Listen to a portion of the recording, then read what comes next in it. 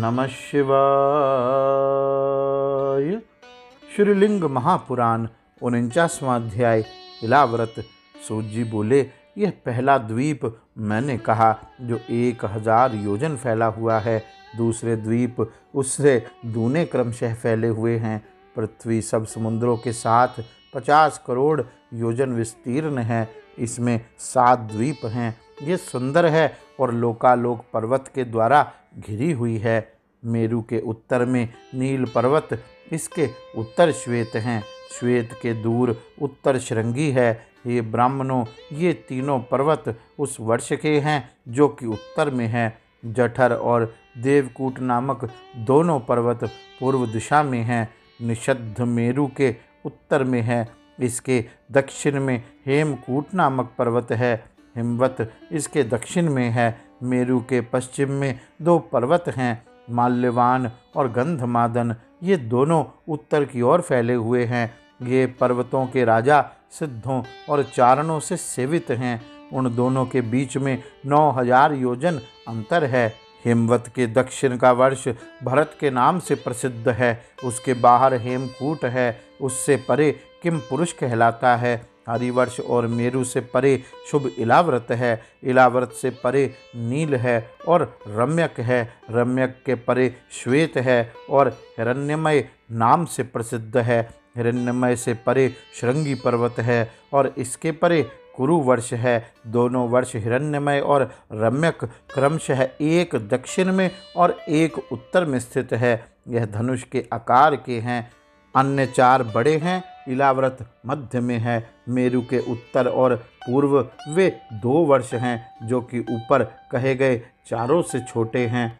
निषद का क्षेत्र उत्तर विदर्भ अर्थात पूरे द्वीप का आधा जो पवित्र वेदी के रूप में है, विदर्भ के नाम से प्रसिद्ध है। इस प्रकार वहाँ पर दक्षिण के आधे भाग में 3 वर्ष और उत्तर के आधे भाग में 3 वर्ष हैं। मेरु के साथ मध्य में इलाव्रत, दोनों के मध्य में नील के दक्षिण और निषद के उत्तर हैं। महापर्वत माल्यवान उत्तर की ओर फैला है। यह 2000 योजन से ऊपर फैला है। इसकी चौड़ाई 34,000 योजन बताई गई है। इसके पश्चिम में गंधमादन बताया गया है। इसकी लंबाई और चौड़ाई माल्यवान के समान है। अच्छे पद वाले ये 6 वर्ष पर्वत पूर्व की ओर फैले हैं और पूर्वी और पश्चिमी समुद्रों द्वारा दोनों बगल से बंधे हैं। हिमवत बर्फ से भरा हुआ है। हेमकूट स्वर्ण से युक्त है। निषद भी सोने का है जो प्रातः काल के सूर्य के समान है। सोने का मेरु जो कि ऊपर की ओर फैला है, उसके 4 रंग हैं। परिधि में यह वृत्ताकार है और यह ऊंचा उठा हुआ है। नील पर्वत वैदुर्यमय है। श्वेत सफ़ेद रंग का है और सोने से पूर्ण हिरण्यमय है। 3 चोटियों वाला पर्वत श्रृंगी मोर के पंखों के रंग का है। इस प्रकार पर्वतों को संक्षेप में मैंने बताया। अब फिर बड़े पर्वतों और चोटियों का वर्णन सुनो। पूर्व दिशा में मंदर और देवकूट पर्वत है। कैलाश और सोने का गंधमादन पूर्व से दक्षिण को फैले हुए हैं और उनका अंत समुद्र के भीतर होता है। निषद और पारिजात ये श्रेष्ठ पर्वत हैं। ये पश्चिम से पूर्व और दक्षिण में स्थित हैं।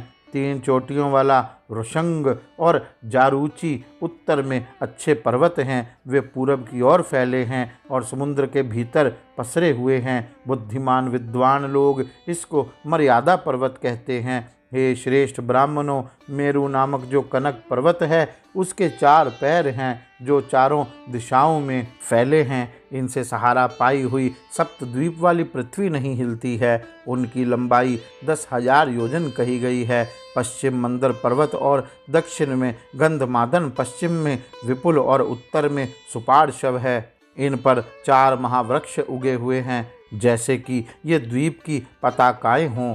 मंदर पर्वत की चोटी पर महान वृक्ष कदम्ब है।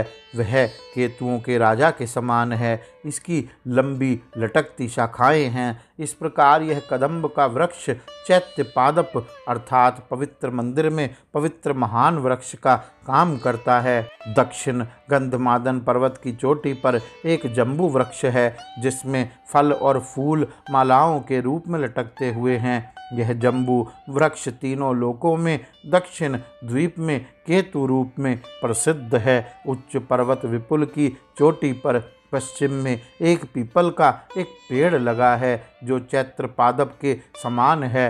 उत्तर में सुपार्श्व पर्वत की चोटी पर उत्तर में एक बड़ा नयग्रोध अर्थात बरगद है जिसके विशाल स्कंध अनेक योजन तक घेरे हुए हैं। अब मैं देवताओं के 4 खेल के मैदानों का वर्णन करूंगा जो कि महान पर्वतों पर हैं। ये मनुष्यों से रहित हैं और यहाँ ऐसे वृक्ष और पौधे हैं जो सब ऋतुओं में फलते फूलते हैं। यहाँ चारों दिशाओं में वन हैं, उनके नामों से उनको समझो। पूर्व में चैत्यरथ नामक वन है और दक्षिण में गंधमादन, पश्चिम में व्यभ्राज और उत्तर में सूर्य का भाग है। पूर्व में मित्रेश्वर, उसके बाद दक्षिण में षडेश्वर है, पश्चिम व्यशेश्वर, उत्तर में आम्रकेश्वर पवित्र शिखर हैं। हे श्रेष्ठ मुनियों, वहाँ 4 बड़ी झीलें हैं। मुनि लोग उन पर्वतों और वनों में क्रीड़ा करते हैं। पूर्व में अरुणोदसर हैं और दक्षिण में मानसर हैं, पश्चिम में सितोदसर हैं और इसके उत्तर में महाभद्रसर हैं। दक्षिण में शाख का पवित्र केंद्र है, पश्चिम में विशाख का पवित्र क्षेत्र है, उत्तर नैगमेय का और पूर्व में कुमार का पवित्र केंद्र है। मैं अब अनुरोध झील से प्रारंभ करते हुए बड़ी चोटियों का संक्षेप में केवल उनके नामों से वर्णन करूंगा। विस्तार में वर्णन करना संभव नहीं है। वे जो बड़े पहाड़ हैं उनके नाम सितांत, कुरंड, कुरूर, विकर, मणिशैल, वृषवान, महानील, रुचक, सबिंदु, दुर्धर, वेनुमान, समेघ, निषद, देव पर्वत, मंदर के दक्षिण में ये और अन्य पर्वत सिद्धों के निवास स्थान हैं। उन पर्वतों, गुफाओं और वनों में रुद्र, विष्णु और नारायण के दिव्य क्षेत्र हैं। अब मैं मानस झील के दक्षिण में बड़े अचल जो प्रसिद्ध हैं उनको संक्षेप में कहता हूँ। शैल, विशिर, शिखर, एक श्रृंग, महाशूल, गजशैल, पिशाचक, पंचशैल, कैलाश और हिमवत, ये सब देवताओं द्वारा चरित उत्कट और उत्तम पर्वत हैं। इस प्रकार दक्षिण दिशा के पर्वतों का वर्णन मैंने किया। अब मैं पश्चिम स्थित पर्वतों के विषय में बताऊंगा। शीतोद झील से पश्चिम सुरूप, महाबल, कुमुद, मधुमान, अंजन, मुकुट, कृष्ण, पांडुर, सहस्त्र शिखर और ऊंचा पहाड़ पारिजात और श्रीशृंग है। ये प्रमुख पर्वत हैं जो देवताओं द्वारा सेवित पश्चिम भाग में हैं और ये रुद्र के क्षेत्र हैं। महाभद्र झील के उत्तर बेहद शक्तिशाली पर्वतों को संक्षेप में कहता हूँ। शंखकूट, महाशैल, वृषभ, हंस पर्वत, नाग, कपिल, इंद्रशैल, सानुमान, नील, कंटक, श्रृंग, शतश्रृंग, पुष्पकोश, प्रशैल, विरज, वराह पर्वत, मयूर और जारुचि ये उत्तर में स्थित हैं। इन दिव्य पर्वतों पर त्रिशूलधारी शिवजी के हजारों दिव्य महल हैं। इन महान पर्वतों के भीतर झरने, तालाब और उपवन हैं। परमेश्वर की कृपा से देवता मुनि शिवजी के विचारों से सिक्त, शुद्ध, सिद्ध गण अपने अपने निवास में सब परिवार निवास करते हैं। अलग अलग देवता विभिन्न वनों में रहते हैं। लक्ष्मी आदि बिल्व वन में, कश्यप तथा अन्य ककु भवन में, इंद्र, उपेंद्र और शेष ताल वन में, करदम तथा अन्य महात्मा उदुम्बर वन में, विद्याधर और सिद्ध आम्र वन में, नाग और सिद्ध निम्ब वन में,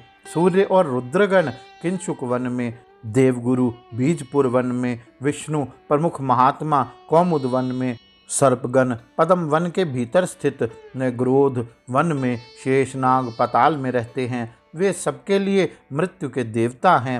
हलायुद्ध रूप में वे स्वयं विष्णु हैं। विश्व के रक्षक विष्णु की शैया हैं और शिव के कर के कंगन रूप हैं।